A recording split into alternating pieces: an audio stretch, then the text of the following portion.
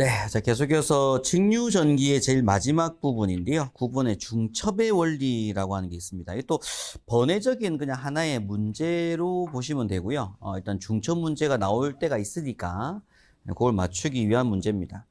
1번의 회로망에 다수의 전하번과 전류원이 존재하는 경우 임의의 한 점에 흐르는 전류는 이들의 전하번이나 전류원이 각각 단독으로 존재할 경우에 전류 분포의 합과 같다. 이번에 전류 분포 계산 시 전하번 또는 전류원을 단독으로 존재하는 것으로 보되 제거하는 전하번은 단락시키고 제거하는 전류원은 개방시켜서 중첩을 한다. 뭐 이런 얘기를 합니다. 의미는 뭐냐면 전압원이라는 개념이 존재하고 전류원이라는 개념이 존재를 할 때 전압원에서 공급되는 전압전류가 있고요. 전류원에서 공급되는 전압전류가 있다 이겁니다. 그 전압전류가 중첩이 된다 라고 하게 되면 일단은 각각을 뭐 하고요. 하나씩 없앱니다. 전압원을 전원으로 할 때에는 전류원을 없애고 전류원을 전원으로 할 때는 전압원을 없애서 각각 상태에서의 공급되는 전압전류를 구한 다음 그걸 전부 다 뭐 하는 거 합산하는 이런 과정을 우리가 중첩이라고 표현해요. 그러니까 밑에 이제 예상 문제 잠깐 보게 되면 그림에서의 뭐 단자 전압을 하는 문제 사실 의도는 뭐냐면 요 2옴이 지금 현재로 단자입니다. 왜냐면 이제 원래는 정확하게는 2옴에 걸리는 전압은 이런 문제를 내야 되는데 일단 문제가 단자 전압은 했던 문제예요. 근데 단자라는 게 제가 부하라고 했고 저항이라고 했습니다. 그래서 지금 그림상에서의 단자 전압은 얘밖에 부하가 없다 보니까 요 2옴에 걸리는 전압은 하는 문제예요. 근데 이 전압을 풀려고 보니까 10A라고 하는 전류원이 있고 5V라고 하는 전압원이 있더라 이거죠. 그럼 지금 이 문제는 중첩의 문제로서 두 개의 중복되는 전압을 합산한 값으로 답을 해야 된다라는 겁니다. 근데 이때 중첩의 원리를 적용하는 방법이 있어요. 툴이 있는데 일단은 첫 번째가 전압원 단락이라고 합니다. 자, 전압원 단락이라는 용어의 뜻이 뭐냐면 이 부분에서 이 전압 5V죠. 5V를 없애겠다는 얘기예요. 중요한 건 없애는데 전압원은 반드시 단락을 시키는 과정이 전압원을 없애는 거다라는 얘기입니다. 그림을 보게 되면 이렇게 생겼잖아요. 그죠? 그래서 이때 이제 이 고준위, 저준위 개념은 없어지는데 그 대신 요게 이제 붙는다는 얘기입니다. 붙는데 중요한 건 전압원은 내부 저항이 0으로 가정을 해요. 배터리가 있는 곳의 내부 저항은 거의 제로다라고 가정을 하거든요, 보통. 그래서 지금 그림에서 요 5V를 뭐 한다고요? 없앤다고요. 5V가 전원이 아니라고요. 얘만 전원할 거니까. 그래서 전압원을 단락시킨다는 얘기는 전류원이 전원의 역할을 하겠다는 얘기고, 그러니까 전압원을 단락시킨다는 얘기는 요 5V를 없애고 요걸 붙인다는 얘기예요. 그럼 그때는 얘가 전원 역할을 한다 이겁니다. 그럼 그때 요게 이제 전원 역할을 하게 되면, 자, 이 그림은 어때요? 지금 이 그림에서는 요걸 붙인 거예요. 붙였는데 얘가 내부 저항이 몇 옴이라고요? 제로옴이네, 제로옴. 그러면 얘가 전원의 역할을 해요. 그럼 10A가 공급될 때 여기에 걸리는 전압을 찾을 건데 문제는 얘가 내부 저항이 0옴짜리라고 했거든요. 그럼 내부 저항이 0옴짜리가 이렇게 탁 붙은 거 이렇게. 그러면은 요 10A로 가는 이 10A 전류가 이 그림을 보니까 요렇게 가고 요렇게 가야 되잖아요. 전류가.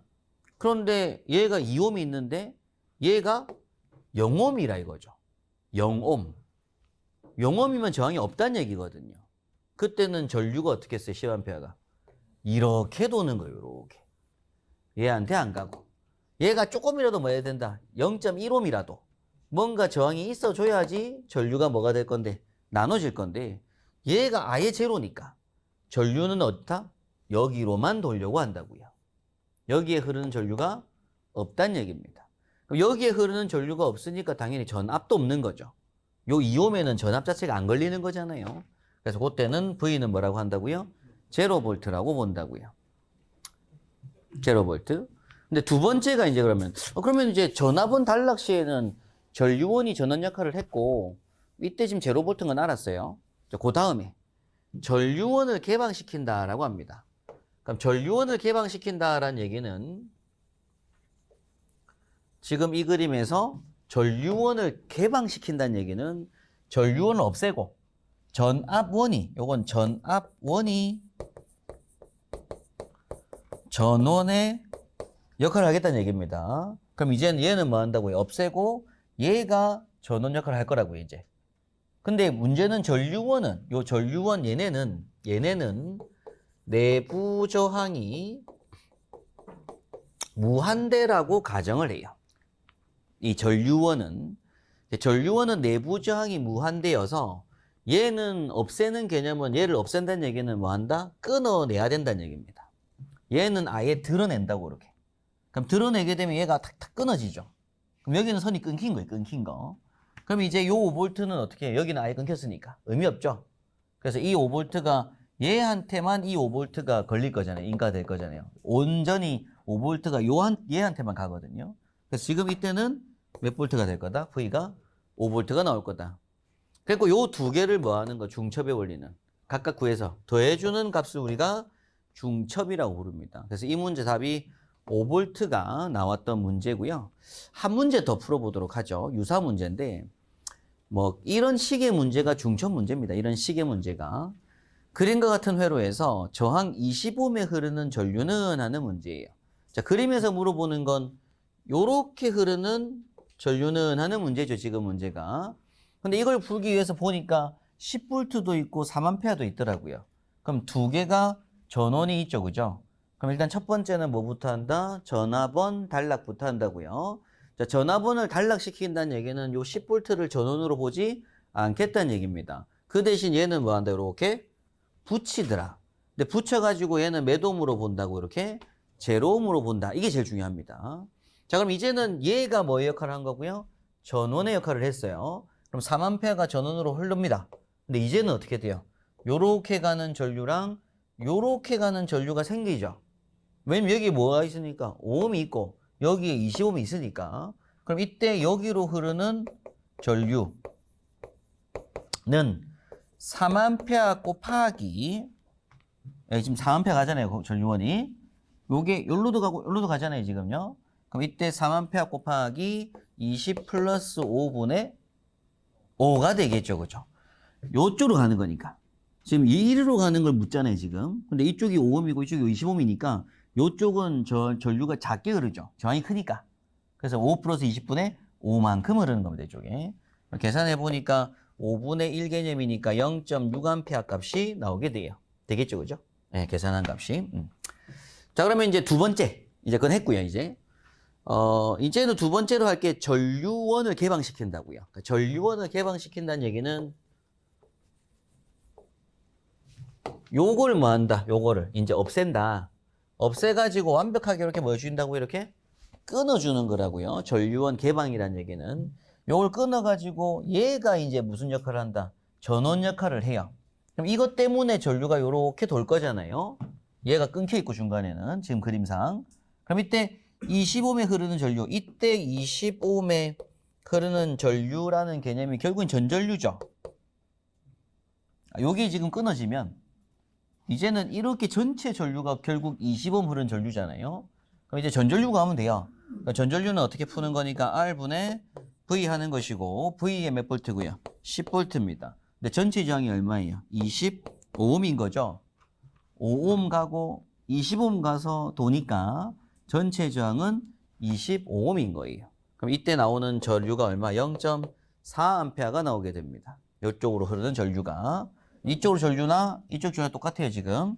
0.4A가 나오면 앞에 했던 0.6A하고 뒤에 했던 0.4A하고 두 개를 뭐 해서 합쳐서 그래서 답이 3번으로 출제가 되었던 문제입니다. 되겠죠, 그죠? 근데 중첩의 원리라고 하는 개념의 문제는 다 이런 식으로 푼다고요. 그러니까 문제풀이가 중요한 거죠. 결국에는 문풀이 중요하고 뭐 예상 문제나 기출 문제를 풀다가 중첩 문제가 나오면 풀이하는 방법은 다 똑같다 이겁니다. 예. 그래서 이것도 이제 직류회로에서는 한번 중요하게 뭐 다뤄보셔야 될 문제인데 조금 번외적인 문제긴 해요. 이게 직류에 막 특화된 문제 개념은 아니어서 일단 중첩이라는 주제의 문제가 있더라. 이렇게 한번 보신 겁니다. 자, 여기까지 이제 설명드린 부분이 이제 저희가 이제 직류 쪽에서 공부하신 부분인데 별 건 없어요. 그래서 직류회로 문제가 그렇게 많지는 않습니다. 실제 시험 문제 중에서 뭐 20문제 중에서 뭐 2문제, 많으면 3문제를 할 수 있는 부분이고, 그럼 직류 쪽에서 이제 볼 수 있는 기본적인 문제가 아까 뭐 기전력 계산한다든지 전압 분배, 전류 분배를 한다든지 혹은 효과들, 제외 펠티에서 현상 묻는 문제라든지 뭐 배우기 불주기 문제라든지 중첩 문제라든지 하여튼 이런 것들이 이제 직류 전기 쪽에서 그나마 나올 수 있는 문제들이다라는 거죠. 근데 크게 어렵지도 않고요. 직류 전기 쪽은 그래요. 그냥 기본적인 베이스 문제로 줍니다. 근데 이어지는 이제 교류가 어려워요. 그래서 이제 교재로 보시게 되면 이어서 2번에 교류 회로가 나옵니다. 이게 조금 어려운데 일단 한번 볼게요. 자, 1번의 교류 회로의 기본이라고 해서 직류 전기는 앞서 시간 경과에 따라 그 크기와 방향이 일정한 전압과 전류를 갖는 전기를 말하고, 교류 전기는 시간 경과에 따라 크기와 방향이 일정한, 요게 제일 중요한 단어입니다. 주기를 가지고 변화하는 전압과 전류를 교류 전기라고 부릅니다. 요거 이제 테슬라가 이제 개발한 거죠. 그냥 뭐 이건 중요한 얘기는 아닙니다. 역사 얘기입니다. 그냥 그 전기를 처음에 이제 개발한 에디슨이 직류 전기를 개발을 하고, 필요한 전구에 전기는 통할 때 빛이 막 나는 걸 보면서 전기를 개발을 하고, 그 이후에 계속적인 개발을 통해서 이제 전기를 막 제품들을 만들어 중이었는데 제자가 있었어요. 근데 옛날에 이제 미국에서 그렇게 전기라는 걸 개발하고 이 전기 에너지를 이제 보급하려고 했던 거죠. 전 지역들에다가. 근데 보급하려고 봤더니 이 전기가, 직류 전기는 전선을 통해서 전기를 공급을 할 때 이 도체를 통해 전기는 가긴 가는데 이 전선이 머니까 저항이 커지더라 이거죠. 저항이. 그러다 보니까는 전선에서 뭘 많이 잡아먹더라고요? 전압을 많이 잡아먹는 거예요. 거리가 멀면 멀수록 가는 동안 뭐가 떨어진다? 전압 강하가 발생을 해서 여기선 10만 볼트의 전압을 가하는데 반대쪽 받는 건 100볼트밖에 안 되더라 이겁니다. 저 멀리서 받는 게. 그래서 에디슨은 각 지역마다 발전기를 만들자고 했어요. 발전소들을. 발전소를 뭐 하자? 그냥 가깝게 하자고요. 여기도 발전소, 저기도 발전소, 여기도 발전소, 다 발전소를 만들자. 그럼 거기에서 뭐 떨어지는 전압강을 고려하도록 그 지역에 쓰는 만큼의 전기를 만들면 된다. 그래서 이제 그런 걸 이제 이용하자라고 했는데, 이제 테슬라가 이제 만든 게 교류 전기를 개발합니다. 교류 전기는 똑같은 전선임에도 불구하고 전기가 통해지는 부분이 일정하지 않고 뭘 가진다고요? 파형을 가지더라고요. 이게 통신처럼, 우리가 그때 당시에 통신이 한창 기본적으로 개발되는 상태였고, 우리 모르스교라든 통신을 막 보내잖아요. 그럼 대기 중으로 통신 파수가 지나는 게 다 파형을 가지고 보내는 주파수들이거든요. 근데 그 주파수를 전기의 에너지에 이용을 한 겁니다. 그래서 보내는 전기가, 전선을 타고 흘러가는 전기가 전압이 어떻다고요? 커졌다가 작아졌다가 커졌다가 작아졌다는 전기 에너지를 공급한다고요. 그럼 그거는 일반 전기, 일정한 전압을 가지는 것보다 훨씬 더 전압 강화가 적더라 이겁니다. 그래서 발전소를 한 군데만 짓고 먼 지역으로 그냥 전선을 통해서 전기를 보내도 충분히 전압 강화 없이 그 전압 그대로 보낼 수 있다 이거죠. 근데 문제는, 단점이 이제 그 전기를 뭐 하기 위해서, 다시 쓰기 위해서는 다시 직류로 바꿔야 되는 과정이 필요했던 겁니다. 근데 에디슨은 전기 제품을 직류 제품 하면 되는 거다. 그렇기 때문에 발전소를 그냥 그때그때 짓고 전압 강화는 그 지역에서 하면 되니까 제품들의 가격이 떨어질 거다. 그런데 이제 테슬라가는 제품 가격이 올라가는 거죠. 다시 그걸 설치를 다 해야 되니까. 근데 보내는 전기 개념으로는 전기가 이제 기본적으로 전압 강화 없이 보낼 수가 있기 때문에 발전소를 막 지을 수 없다. 그래서 영화에도 한번 나오고 했습니다. 최근에. 아무튼 그런 개념인데, 그 교류 전기를 이제 그 뒤에 이제 결정을 하고 교류 전기로 이제 쭉 미국에 썼죠. 그래서 이제 전기 제품이 막 또 나오게 되고, 그 제품들이 이제 교류를 직류로 바꾸는 것들이 필요한 제품들로 구성이 되는데, 이 교류라고 하는 개념이 이제 갈 때 전압과 전류가 지속적으로 파형을 가지고서 변화하고 있기 때문에 그걸 마지막에 제품들은 다시 일정한 전압 전류로 바꾸는 과정 절차가 좀 필요하게 되었다라는 것이고, 일단 보내는 전기에 대한 공부를 지금부터 하는 겁니다. 자, 일단은 그 중에서 이제 중요한 건 전기라고 하는 건 무조건 뭐가 중요한 거라고요? 전압, 전류, 저항, 전력, 전력량이 중요한 거예요. 그래서 지금부터 공부하실 교류 전기에서도 일단 제가 판서로 막 설명드릴 건 뭐냐면, 첫 번째가 전압이고요. 두 번째가 전류고요. 세 번째가 저항이고요. 네 번째가 전력이고요. 마지막 다섯 번째가 전력량입니다. 교류 전기의 요 5가지에 대한 공부를 지금부터 순차적으로 하시는 건데, 제가 판서로 먼저 설명 좀 드리고 교재해 보면서 쭉 정리를 하도록 할게요. 자, 제일 먼저 전압에 대한 공부를 할 건데요. 이 전압이 어떻다고요? 전압이 이렇다고요. 그럼 전류도 어떻다고요? 이렇다고요. 되겠죠, 그죠? 그래서 전압과 전류가 직류 전기는 어땠었는데, 시간에 따라서 이게 10V면 이렇게 된 게 직류 전기라고요. 시간 변화에 따라서. 근데 교류 전기는 이렇게 바뀐다 이겁니다. 그래서 여러분께서 먼저 아셔야 될 게 있어요. 그게 뭐냐면 주기라고 하는 거, 그리고 주파수라는 단어를 먼저 좀 알고 들어가셔야 됩니다. 제일 먼저. 자, 그 중에 주기에 대한 설명을 제가 드릴 건데요. 주기, 일정한 뭘 가지고 주기를 가지고. 그럼 여기서 주기라고 하는 것에 기호가 뭐냐면 T라는 기호를 쓰고요. 얘가 사용되는 단위는 세크입니다. 그러면 주기가 뭐죠? 주기라는 뜻이 뭐죠? 라고 하는 거예요. 그럼 그때 1회전이랍니다. 1회전 하는데 걸리는 시간을 우리가 뭐라고 한다? 주기라고 불러요. 1회전. 자, 그러면 이게 지금 파형이 보니까 여기서 요렇게 가잖아요, 요렇게. 그럼 이때 여기서부터 여기까지를 우리가 뭐라고 부른다고요? 1회전이라고 부른다고요. 요걸 1회전이라고 불러요. 그럼 다음에 또 뭐가 되고, 여기 보면 똑같은 모양을 가지잖아요? 또 똑같은 모양을 가질 거고. 그런데 이때 요 주파수, 요 파형이 이렇게 1회전 하는데 요게 시간이거든요, 시간. 그럼 여기가 크기가 뭐가? 전압이 전압 크기.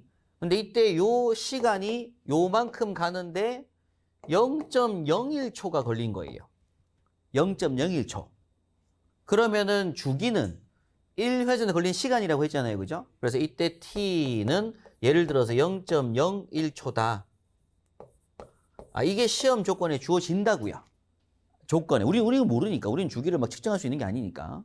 그 시험 조건에 뭐가 주어진다고요? 주기가 주어진다고요. 그럼 주기가 0.01초라고 주어지는 겁니다. 그러면 이건 그래프를 그릴 때 이렇게 1회전 하는데 간 시간이 몇 초라고요? 0.01초니까 그렇게 조건 준 거예요. 네, 요건 이제 요걸 주기라고 부릅니다. 그럼 이때 이어서 뭐가 나와야 된다? 이렇게 주파수가 나와요. 자, 주파수를 나타내는 기호는 F입니다. F. 주파수는 F고요. 사용되는 단위가 헤르츠를 씁니다. 헤르츠. 근데 헤르츠가 원래 뜻이 뭐냐면요. 헤르츠가 세크의 마이너스 1승을 헤르츠라고 해요. 세크 역수값. 이걸 헤르츠라고 부릅니다. 그럼 이때 주파수가 뭐죠? 라고 물어보게 되면 요건 단위 시간당. 단위 시간이 무조건 뭐다? 1초입니다. 전기공학에서는. 단위 시간당 회전수를 우리가 뭐라고 한다고요? 주파수라고 불러요. 주파수. 단위 시간당 회전수입니다. 자, 그러면 주파수 F는 뭐라고 볼 수 있냐면 T분의 1 이렇게 볼 수 있어요. F는 T분의 1이다. 좀 전에 제가 예를 들어서, 이건 예를 든 겁니다. 예를 들어서 주기 T가 0.01초래요. 그럼 이 뜻이 뭐였다고요? 1회전 이렇게 하는데 0.01초라고요. 그러면 2회전 했으면은 0.02초 됐겠죠. 3회전은 0.03초가 흘렀을 거고요. 그럼 이때 1초 흘렀으면 몇 회전 했을 거다? 100회전 했겠죠. 1회전이 0.01초니까 1초라는 시간이 지나면 100회전을 했을 거라 이겁니다. 그건 100Hz인 거예요. 왜냐면 그래서 여기 나오는 게 뭐가 들어갈 거다? 0.01분의 1 하면 된다고요. 그럼 요 값이 100 나오죠. 100 수치가. 그러면 이때 나오는 게 뭐가 된다? 이게 실제 의미가 뭐가 된다? 세크의 역수의 개념이라고 얘기해요. 단위가. 아니 요거 분의 1한 건인데 요게 단위가 뭐예요? 초있죠. 초. 요게 세크잖아요. 그럼 거의 역수니까 세크분의 1인 게 세크의 마이너스 1승인 거죠. 세크 마이너스 1승. 세크 마이너스 1승이 세크분의 1의 뜻이니까. 그럼 이때 나오는 값은 100 세크의 마이너스 1승이니까 이걸 우리가 뭐라고 그런다? 100 헤르츠라고 한다고. 100 헤르츠.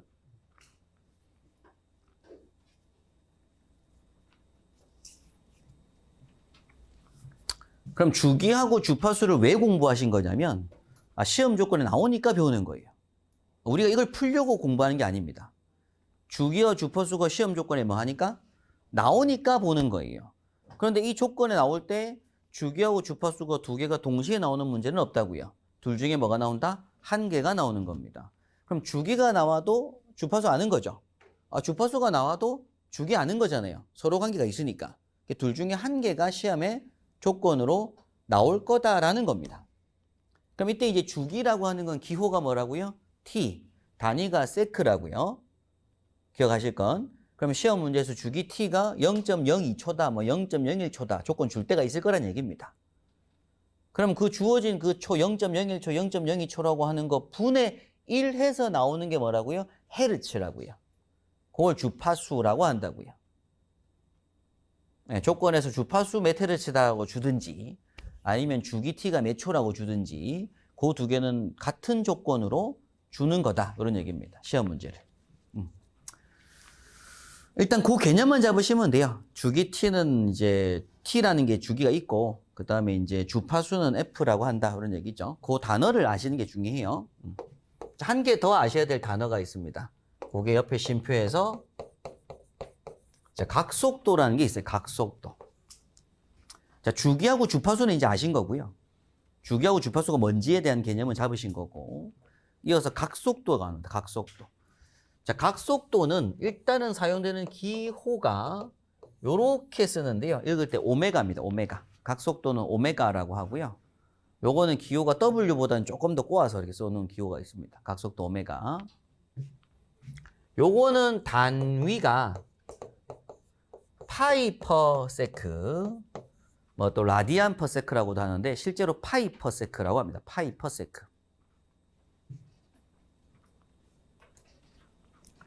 근데 파이 퍼 세크인데 사실상은 헤르츠하고 똑같은 단위가 돼야 돼요. 왜냐면 파이라는 개념이 각도인데 각도는 단위가 없는 개념이거든요. 무차원수의 개념이라서 사실상은 이제 같은 의미인데.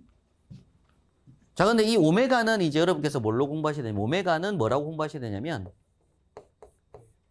2파이F라고 공부를 하셔야 돼요. 2파이F.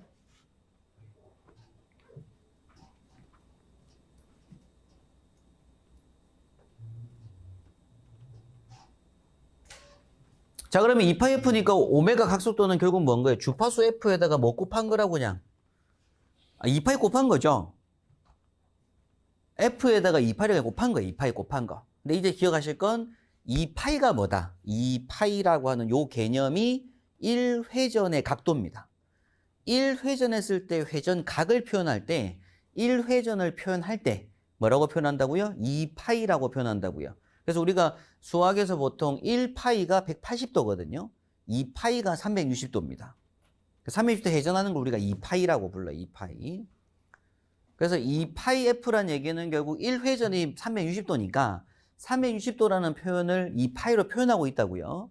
그럼 F는 앞에서 뭐였어요? F는 1초간의 회전 수였잖아요.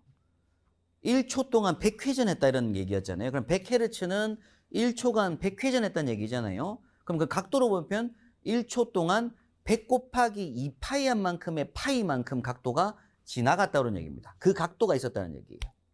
이해되시죠? 그죠? 그냥 단순히 오메가는 F에다 뭐만 곱하면 된다?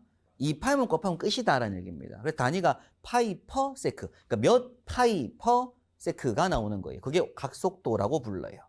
그럼 다시 각속도가 주어졌든 주파수가 주어졌든 주기가 주어졌든 같은 조건인 겁니다. 되겠죠, 그죠? 네.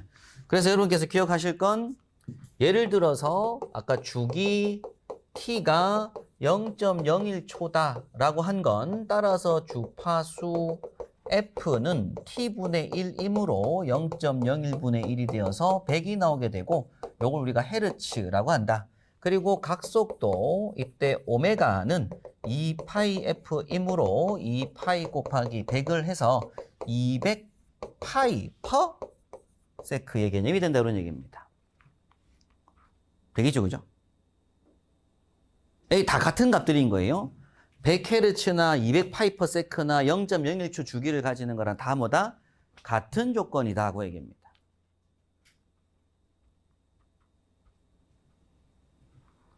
일단 요거는 참고로 이제 아셔야 될 용어인 거예요, 용어.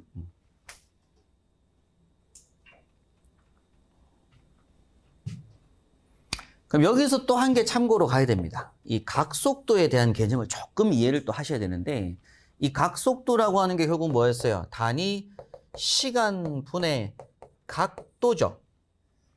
지금 단위가 시간당 각도잖아요, 각도. 그걸 파이라고 표기했을 뿐이지 사실상은 디그리, 각도의 개념입니다. 그런데 이때 요 시간을 기호를 뭐라고 하고요? 타임, t라고 하고요. 각도는 기호가 세타라는 기호를 쓰거든요. 각도는 기호가 각도의 기호는 세타라는 기호를 써요. 세타 각도를. 그럼 따라서 오메가라고 하는 개념은 시간 t분의 세타라고 볼 수가 있고, 따라서 각도 세타는 뭐라고 표현할 수 있다? 오메가 t라고 볼 수가 있는 겁니다. 그리고 다시 또 여기서 오메가가 뭐니까 2파이 f니까 2파이 ft라고 할 수도 있는 거죠. 세타를 표현할 때.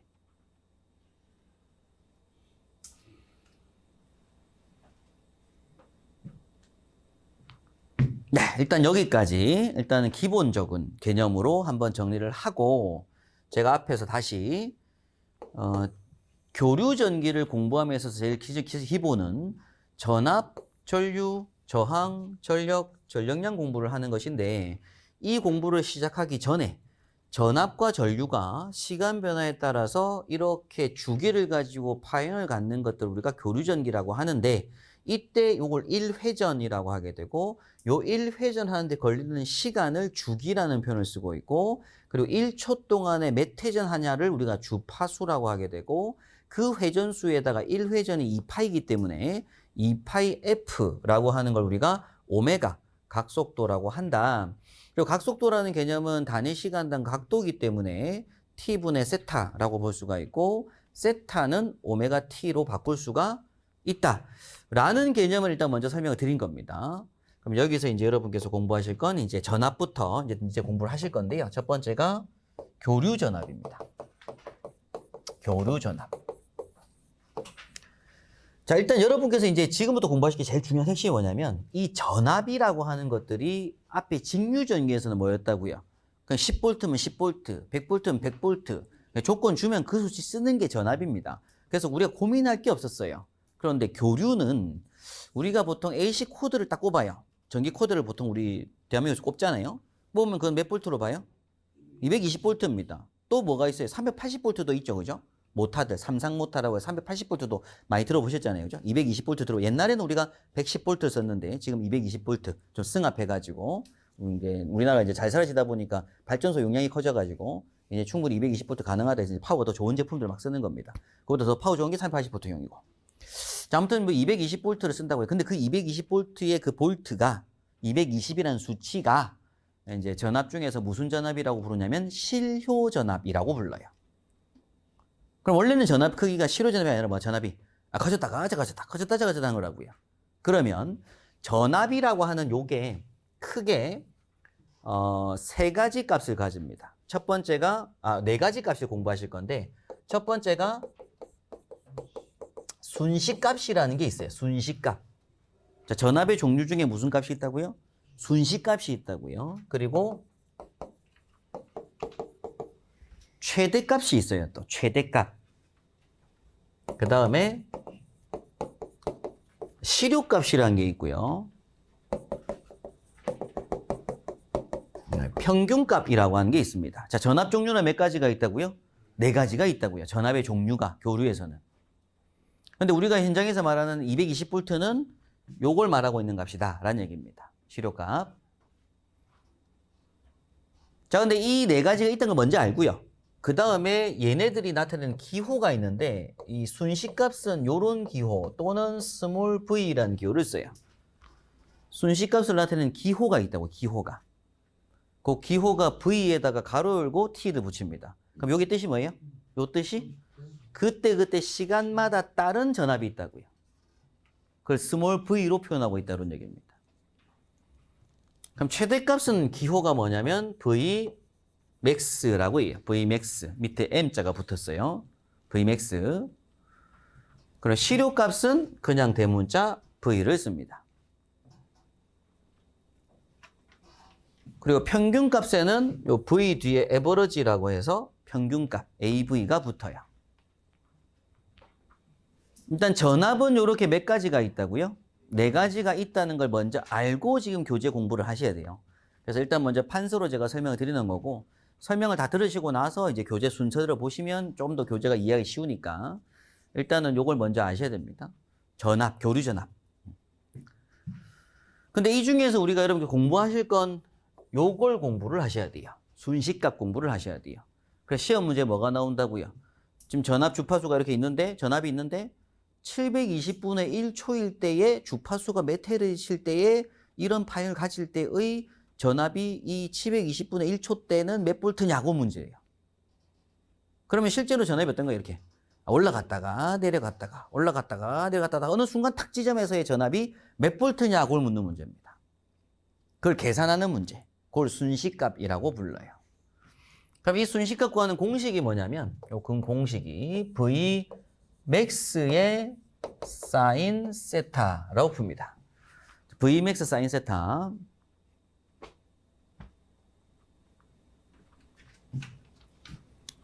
이 Vmax 사인 세타라고 하는 요걸 갖다가 그래프로 그려보면 요런 그래프인 거예요. 여기서 요 점이 뭐라고요? Vmax가 된다고요. 이해되시죠? 이게 지금 사인 세타라고 하는 건 뭐예요? 사인 세타는 요 부분마다 뭐가 각도가 있다고 그렇게? 이게 시간이지만 시간보다도 각도로 보면은 여기 각도가 있다고요. 그럼 여기가 180도고 30도인 거예요. 90도죠? 사인 90도일 때 뭐니까 1이죠, 1. 사인이 90도 딱 될 때가 1이거든요. 그럼 여기에 90도 넣으면 1이죠, 1. 그때 맥스를 찍잖아요. 맥스를. 그러니까 사인 그래프라고 하는 우리 그래프 중에 사인 그래프가 요 그래프고 코사인 그래프가 요 그래프라고 하거든요. 그러니까 사인 그래프를 그렸다고 이렇게. 그럼 기본적인 전압은 무슨 그래프다? 사인 그래프를 가지고 제로부터 시작을 하는 그래프입니다. 그럼 이 사인 그래프니까 이렇게 하는 게 그때마다 무슨 값이라고요? 순식값이라고요. 근데 문제는 시험 문제에 뭐가 안 주어진다고요? 몇 도라는 각도가 안 주어져요. 시험은 뭐가 주어진다고요? 주파수가 주어진다고요. 시험 조건에는. 각도가 안 주어지고.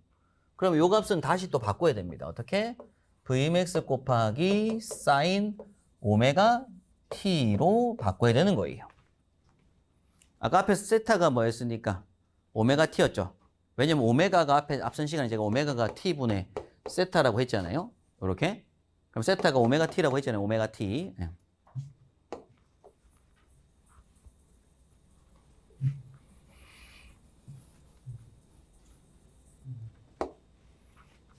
자, 그럼 다시 또 여기서 Vmax 사인에 요게 오메가 t가 또 뭐가 된다? 2파이 f t가 되는 겁니다.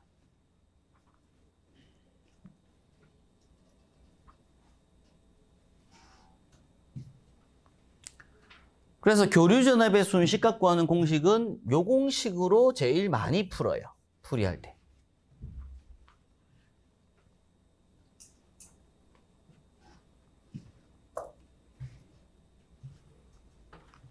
자, 기억하실 건 요때 요 파이 자리에 들어가는 개념 맵도다 180도다. 요 파이가 1파이가 180도거든요. 2파이면 360도고. 그런데 여기서 요 파이가 180도입니다. 1파이가. 자, F에 뭐가 들어가는 거고요? 헤르츠의 수치가 들어가요. 시험에서 만약 예를 들어서 60헤르츠라고 하면 60 넣으면 되죠. 그죠? 그리고 요 T가 뭐가 들어가는 거라고요? 세크가 들어간다고, 시간이. 그 시험 문제 뭐가 주어진다? 60헤르츠인데 720분의 1초일 때의 전압을 구할 수가 있다 이겁니다. 그럼 요 T에는 뭐 하면 돼요? 그 시간을 넣으면 되죠. 구하고 싶은 그 시간대를 넣으면 돼요. 그럼 그 시간 딱 걸렸을 때 전압이 나와요. 그래서 요 T에다가는 세크를 집어넣으면 된다. 그럼 얘는 단위가 뭐였고요? 세크의 마이너스 1승이었잖아요. 세크분의 1. 요거 세크 소거되죠? 세크 소거돼 버리잖아요, 그냥. 소거되고 2파이하고 요거 계산한 어떤 수치가 있겠죠? 60Hz 곱하기 뭐 720분의 1초 하면 뭐 12분의 1 값이 나오는데 어떤 수치가 나옵니다. 무차원수가. 그럼 뭐 무차원수에다가 2파이를 곱했기 때문에 결국 몇 파이가 나오는 거잖아요. 몇 파이. 그럼 몇 파이가 나올 때 파이는 몇 도라고요? 180도라고요. 그럼 3파이가 나왔으면 3 곱하기 180한 540도겠죠. 그 540도가 요 각도 사인 자리에 들어간다고 이렇게. 그럼 사인 몇 도 되겠죠. 그럼 사인 몇 도란 얘기는 결국 뭔가요? 사인 몇 도란 얘기는 요 그래프 상에서 그 각도일 때의 값인 거잖아요. 해당 각도일 때. 그럼 Vmax에는 뭐 하고 최대값 넣어주고. 근데 요거는 시험 조건에 무조건 조건에 제시가 되는 값입니다. 맥스는 알아야 되는 거니까. 그럼 시험 조건에 Vmax가 100V로 조건을 주는 거예요. 그럼 여기다가 100이라고 미리 다 뭐에 있다? 프린트에, 시험지에. 모든 문제가 다 100이라고 찍혀 있습니다. 뭐 200, 300 주어진 거예요. 그럼 그 수치 상태에서 우리가 넣을 건 뭐라고? 우리가 넣을 건 여기 있는 F하고 T값 이런 것도 우리가 넣어줘야 되는 겁니다. 계산 풀 때. 시험 조건에 뭐 주니? F가 주어지고 시간치가 주어지니까. 그것들 여기다가 뭐 하기만 하면 넣기만 하면 그때마다의 무슨 값이 나온다고요? 순식값이 나온다고요. 되겠죠, 그죠? 자, 그러면 이때 요거는 무슨 값이라고요? 맥스가. 요게 맥스 값자리예요. 왜냐면 그래프에서 요 자리가 맥스니까 이 그래프 자체를 설명하는 식이 요 식인 거거든요. 그럼 여기서 요 자리에는 Vmax가 주어지는 거예요. 그럼 이때 Vmax는 그냥 정해졌죠. 우리가 공부할 필요 없어요. 조건 주는 거니까. 그럼 이때 맥스가 정해지면 시료값은 무조건 루트 2분의 1 Vmax라고 암기하시면 돼요. 시료값은 요 맥스 값이 얼마다? 루트 2분의 1이다. 그리고 평균값은 파이분의 2 Vmax다 라고 암기하고 계시면 됩니다. 암기.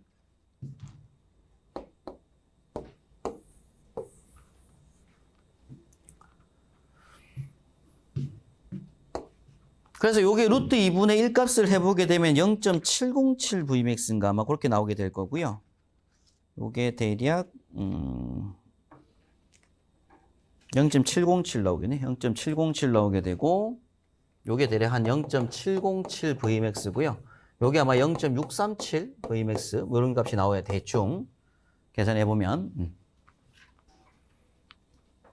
그러면 결국 요 세 개 값 중에서는 얘가 뭐 하고 제일 크고 그 다음 얘가 크고 얘가 제일 작죠. 크기로 봤을 때.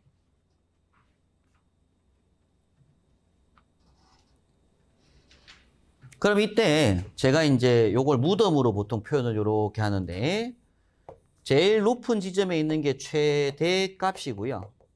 그 다음에 실효값이고요.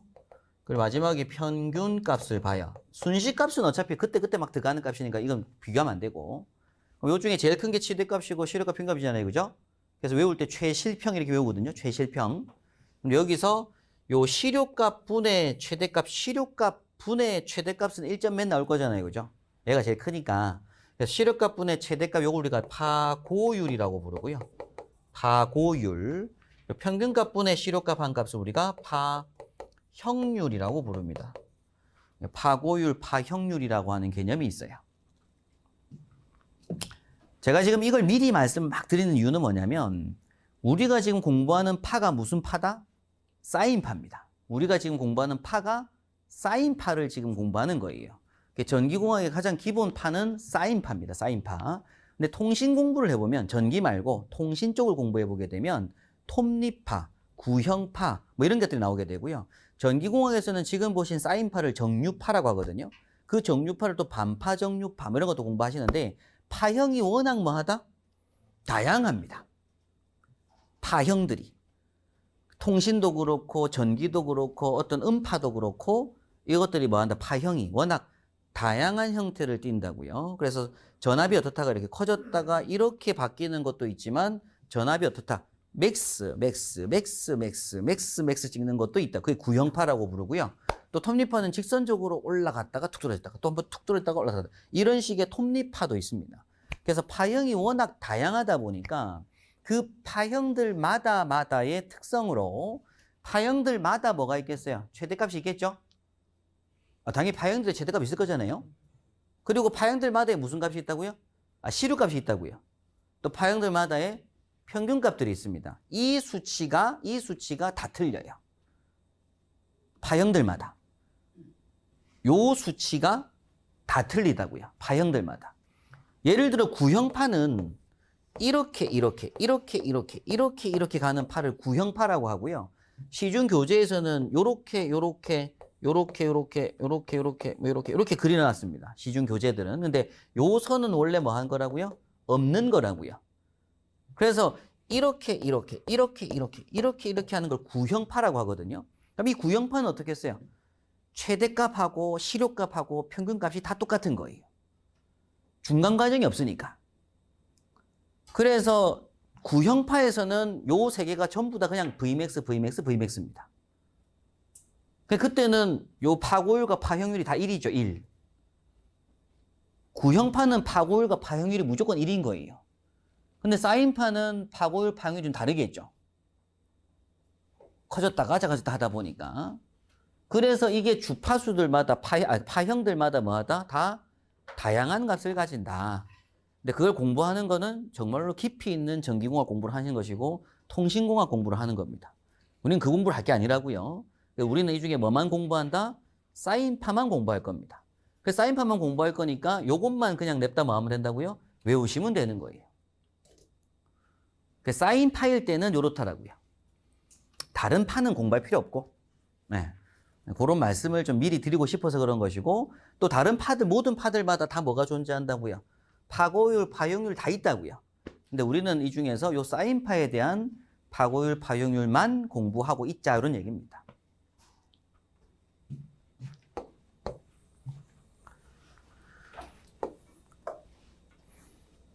자, 근데 여기서 또 좀 추가적으로 설명을 좀 이어가게 되면, 이제 이 전압을 공부했어요. 그죠?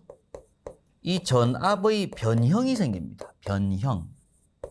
요게 조금 이제 또 어려워지는데.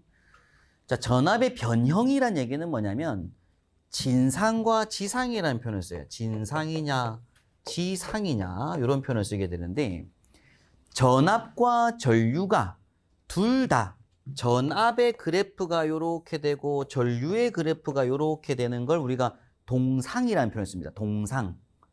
자, 그럼 이거 전압 그래프고 이게 전류 그래프인 거예요. 그럼 전압과 전류가 둘 다 똑같은 사인파와 똑같은 주파수를 가지고 똑같은 그래프를 그리게 되는 형태.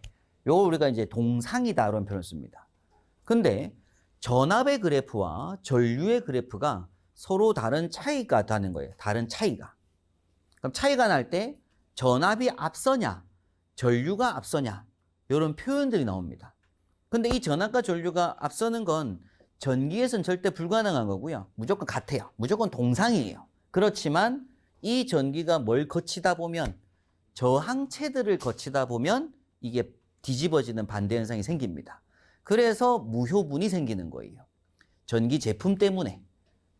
원래 전압 전류는 그냥 일정한 파를 가지려고 하는데, 이게 뭘 거치다 보면, 어떤 제품을 거치다 보면 이 전기 제품들에 따라서 전압 전류가 진상이냐 지상이냐가 만들어집니다.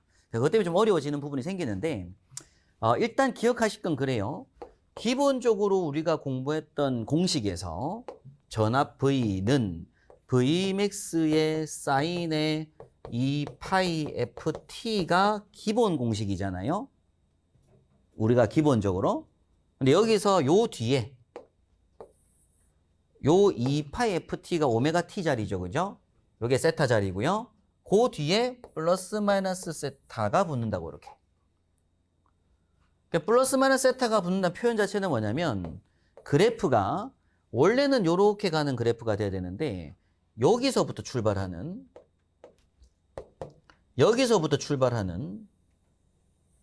요런 그래프. 그럼 여기서 시작을 한 건데 여기서 시작하는 요 그래프는 요 각도가 세타거든요. 각도차. 그럼 이 세타만큼 얘가 뭐 한 거예요? 늦게 출발하는 거예요. 늦게. 여기 점이 아니라 요 점에 출발하는 개념이라고요. 그럴 때에는 요게 마이너스 세타의 표현을 씁니다. 그럼 요 그래프를 설명하는 공식은 뭐라고요? Vmax 사인 가로 2파이 FT 마이너스 요게 30도면 마이너스 30도라고요. 만약에 여기서 이제 여기서 출발했다. 요 세타 요 앞부분에서 더 이전에서 그러니까 0초 되기 이전에서 출발해서 그래프가 그려지면 요런 요래프가 만들어질 거잖아요. 그럼 여기는 맥스 되기 직전 요 지점에서 시작을 했겠죠. 0초 되는 지점 여기서 시작을 한 거잖아요. 요렇게 시작했지만 사실 따지고 보면 앞에 더 있을 거라 이겁니다. 이렇게. 그럼 요 각도 세타만큼 이게 이 흰색보다 앞섰죠. 예, 앞섰다 해가지고 그거 이제 플러스 세타로 표현할 거라고요. 그래서 우리가 공부하다 보면 어떤 뭐 전압 V에 대한 식이 나오는데 100 사인 해가지고 가로 열고 2파이 FT에 플러스 30도라는 그 공식이 나와요. 공식 형태가. 그럼 그건 뭐다고요? 30도 앞선 그래프 다룬 얘기입니다. 그래 놓고 또 전류 I는 해가지고 뭐 60 사인 2파이 FT가 주어지고 마이너스 30도 이렇게 돼 있는 거예요.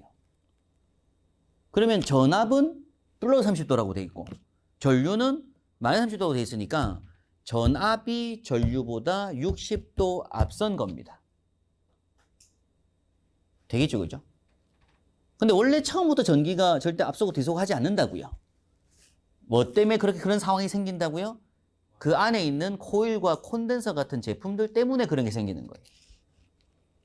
예, 그때 이제 뒤에 또 자기학 공부를 해야 되는데, 아무튼 뭐 내부에 있는 그런 코일, 콘덴서 등에 따라서 실제 나오는 전압이 플러스 30도가 되고 전류는 마이너스 30도가 되는 공식이 나오게 되더라 이겁니다. 근데 우리가 중요한 거는 이게 왜 플러스 30도가 됐지? 왜 말했을 때 이 중요한 게 아니고요. 시험에 뭐가 나온다고요? 아, 플러스 30, 마이너스 30이라는 수치가 나오더라 이거죠. 시험 문제에서. 그럼 우리가 딱 보고 알아야 될 건 그렇다 이겁니다. 전압이 전류보다 그럼 60도 앞섰네. 요런 개념은 잡고 계시는데 이거죠. 그래서 전압이 전류보다 몇 도 앞섰다.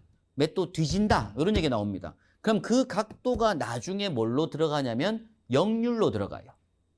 유효율, 무효율의 개념으로 그 세타가 딱 들어갈 겁니다. 뒤에 가서. 그래서 그때 그걸 쓸 거다라는 것만 잡으시면 되고 그러면 그게 뭐가 돼요? 예를 들어서 전압의 공식도 플러스 30도로 끝났고 전류도 플러스 30도로 끝난 거예요. 그럼 두 개에 뭐가 없는 거예요? 각도차가 없죠? 이걸 위상차가 없다라는 표현을 씁니다. 아까 전에 플러스 30도고 마이너스 30도면 위상차가 60도인 거고요. 그러면 같으면 각도 변화가 없으면 뭐라는 거예요? 위상차가 없다. 위상차가 없으면 0도죠, 0도. 이걸 동상이라고 하고요. 위상차가 없는 거, 0도인 거. 동상이 됐다는 얘기는 전압 그래프와 전류 그래프가 일치한다는 얘기예요. 요럴 때에는 역률이 100%, 1이라고 봅니다. 효율이 1. 근데 이제 뒤지는 각도차가 서로 생기면 세타차가 생기겠죠. 그죠? 요 때는 뒤에 역률의 변화가 좀 생겨요. 1이 안 나옵니다. 하여튼 그런 개념으로 뒤에 가서 한번 접근을 하게 될 건데 일단 이런 개념 한번 들어볼 필요는 있다. 이런 말씀을 드리려고 한 거고요. 일단 전압이 이런 변형을 일으킨다. 이런 얘기고 전류도 마찬가지로 이런 변형이 있을 수가 있다. 이런 얘기죠. 자, 여기까지 제가 판소로만 막 설명을 좀 드렸는데 중요한 건 교재로 보면서 정리가 되셔야 됩니다.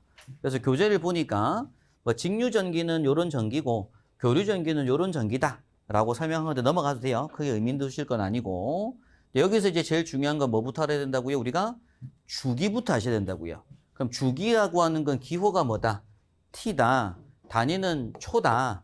그럼 여기서 이제 주기가 0.01초라고 조건을 주는 것은 1회전하는데 걸리는 시간이 0.01초다라고 조건을 주는 건데 이건 당연히 조건에 뭐 한다? 주는 거라고요. 우리가 막 계산한 게 아닙니다. 조건을 준다고요. 그럼 이렇게 조건 준다 이런 거고 또 주파수가 주어질 때도 있다 이거죠. 그럼 주기 말고 주파수를 줄 때도 있더라 이겁니다. 그럼 주파수 F는 뭐다? 단위 시간당 회전수를 나타내게 되고 단위는 헤르츠를 씁니다. 근데 헤르츠의 원래 단위는 뭐다? 세크의 마이너스 1승이다. 이거 기억하실 필요가 있고요. 자, 밑에 예로 주기 t가 0.01초라고 하면 주기 t가 0.1초라고 하면 되겠네요. 여기서 0.1초라고 만약 하면 주파수 F는 뭐 하면 된다? t분의 1로 풀어주시면 돼요. 그럼 0.1분의 1 되겠죠, 그죠? 그럼 10 나오잖아요. 그래서 10Hz. 그럼 10Hz란 뜻 자체는 또 보자마자 우리가 뭐다? 주기 t가 0.1초라는 게 알아야 된다 이겁니다. 자, 각속도가 있어요. 각속도. 기호로는 오메가라는 기호를 쓰고 단위는 파이 퍼 세크 또는 라디안 퍼 세크라고도 합니다. 그래서 1초당 몇 파이인지를 나타내는 게 우리가 이제 각속도라고 하고요. 그래서 각속도 오메가는 그냥 이렇게 보는 게 맞아요. 뭐라고 하자고요? 2파이 F. 그래서 F 앞에다가 뭘 곱하는 거다? 2파이를 곱하는 거다라고 보시면 됩니다. 또 마찬가지로 주기 t가 0.1초라고 조건 주게 되면 각속도 오메가라고 하는 건 뭐가 될 거다? 20파이 퍼 세크다 이런 얘기죠. 앞에 주파수 F가 10Hz였으니까 그래서 20파이다 이런 얘기를 하는 겁니다. 파이 퍼 세크. 자, 그리고 이제 오메가라고 하는 개념은 시간 t분의 세타의 개념이기 때문에 일단 각도 세타는 오메가 t로 표현할 수가 있다는 걸 잠깐 참고로 설명드리려고 하는 거고 요거는 단순함기. 우리나라에서 보통 표준 주파수는 60Hz라고 하고요. 각 계열마다 그죠? 우리 소방도 있고요. 뭐 통신도 있고 각 어떤 분야들마다 사용 주파수 범위가 다 다릅니다. 요 안에서 쓰도록. 통신, 예를 들어 소방 통신 같은 경우에는 소방관들끼리 통신하는 또 무전기 주파수들이 있을 거잖아요. 그 주파수 범위대가 있고요. 산업 현장에 쓰는 주파수 범위대가 있고 그렇습니다. 현장들이 다 다르고 그런 주파수인데 이제 우리나라 표준 주파수는 60이다 이렇게 돼 있고요. 자, 그다음 이제 중요한 게 6번 교류의 기본 공식이라고 하는 거예요. 자, 교류의 기본 공식이라고 하는 개념이 뭐라고요? 전압 공식, 전류 공식입니다. 전압을 구하는 공식은 전류 구하는 공식은 하는 부분이고요. 이때 스몰 v가 뭐였다고요? 스몰 v가 시간에 따른 전압값이라고요. 순시값. 요 기호가 또 다른 기호로 뭐라고 쓰기도 한다. 대문자 v에 t 이렇게 쓰기도 한다고요. 시간에 따른 전압값으로. 그럼 그걸 구하는 공식이 뭐다? Vmax sin 오메가 t고 Vmax sin 2파이 ft로 풀이할 거다 그런 얘기입니다. 전류는 마찬가지로 Imax sin 2파이 ft가 될 거다 그런 얘기죠. 그러니까 밑에 보시는 요 그래프도 요게 I이기도 하지만 또 스몰 v 그래프도 이런 형태예요. V나 I랑 똑같이 전부 다 요런 그래프를 가질 거다라는 겁니다.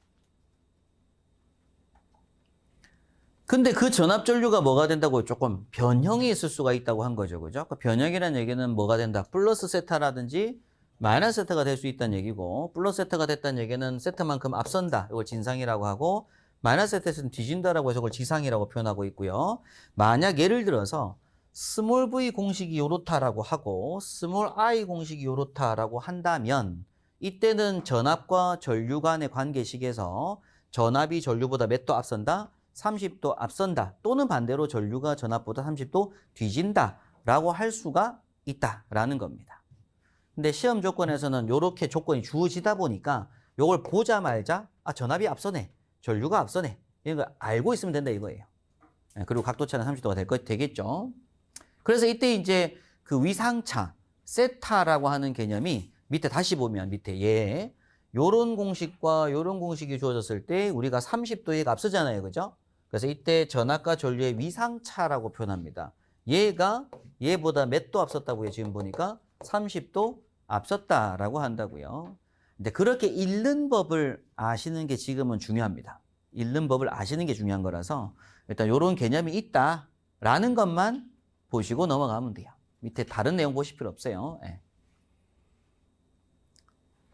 요거 그런 문제죠. 아까 봤던 거. 여기서 보면 이제 V1과 V2로 표현하고 있는데 이때 V1은 V2보다 그런 표현을 씁니다. 그럼 이때 이제 30도 여기 앞서죠. 왜 마이너스 32고 마이너스 60이니까 얘가 좀 더 앞서는 겁니다. 그런 개념들이고 뭐 의미 없어요. 일단 용어를 아냐 모르냐 그런 얘기입니다. 그다음에 이어서 이제 이번에 보시는 게 이제 교류의 값으로서 아까 말씀드렸던 순식값, 최대값 등인데 뭐 판서를 한번 했기 때문에 제가 한번 교재를 그냥 쭉 훑어가면서 보시면 아 이런 거다 아마 이해가 되실 부분이어서 이건 잠깐 쉬었다가 계속 이어서 보도록 하겠습니다.